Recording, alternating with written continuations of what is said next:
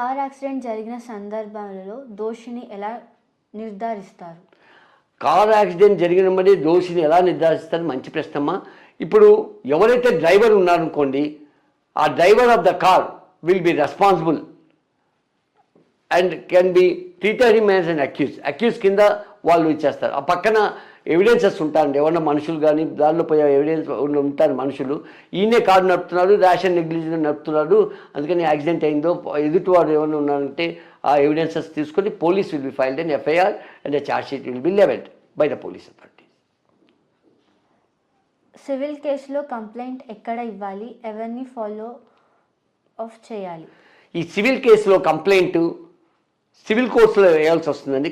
That is an suit అంటారండి. Complaint కన్నా this call and suit. అది రికవరీ సూట్ కానీ ఏదైనా సూట్ అంటారండి కంప్లైంట్ కన్నా. అది మీరు పర్టికులర్గా మీ అడ్వకేట్ దగ్గరికి వెళ్తే వాళ్ళు అది సివిల్ కేసు కింద వస్తుందా క్రిమినల్ కేసు కింద వస్తుందా అని చూసుకొని ఆ పర్టికులర్ కోర్టు ఆ పర్టికులర్ జ్యుడిషియల్లో మీ యొక్క అడ్వకేట్ గారు ఆ కోర్టులో ఫైల్ చేస్తారండి. సార్, ఆస్తి కొనుగోలు చేసే సమయంలో ఎటువంటి డాక్యుమెంట్స్ చెక్ చేసుకోవాలి, వాటి యొక్క ఖచ్చితత్వం ఎలా తెలుసుకోవాలి? ఈ ఆస్తి కొనుక్కునేటప్పుడు డాక్యుమెంట్స్ అంటే మొదటిగా 30 ఏళ్ళ లింక్ డాక్యుమెంట్స్ ఉండాలండి. ఎవరైతే అమ్ముతున్నారో ఎవరి దగ్గర నుంచి కొనుక్కుంటున్నారో వాళ్ళ దగ్గర నుంచి అన్ని లింక్ డాక్యుమెంట్స్ ఉండాలి. సేల్ డీడ్ కానివ్వండి, ఈ మిగతా డాక్యుమెంట్ కానీ, పహానీస్ కానీ, పట్టా కానీ 30 ఏళ్ళ వరకు చూస్తుంటారండి.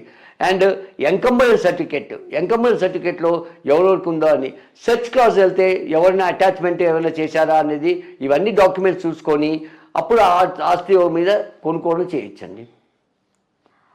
సార్, ఒక స్థలాన్ని ఒకరికంటే ఎక్కువ మందికి తప్పుదారిలో అమ్మితే ఆ వ్యక్తిపై ఎటువంటి చర్యలు ఉంటాయి?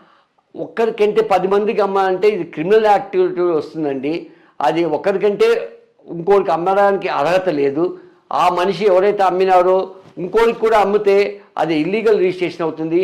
Suit for cancellation of the sale deed file చేసుకోవచ్చు. ఆయన మీద క్రిమినల్ కేసు కూడా ఫైల్ చేయొచ్చండి. ఒక వికలాంగుడిపై దాడి జరిగితే వాటి పరిణామాలు ఎలా ఉంటాయి? వాళ్ళు పర్టికులర్గా వికలాంగులైనా కూడా సాధారణ ప్రజలైనా వాళ్ళకి ఏమైనా దాడి జరిగితే they are liberty to go and file a complaint or FIR before the concern police station where the attack has been made.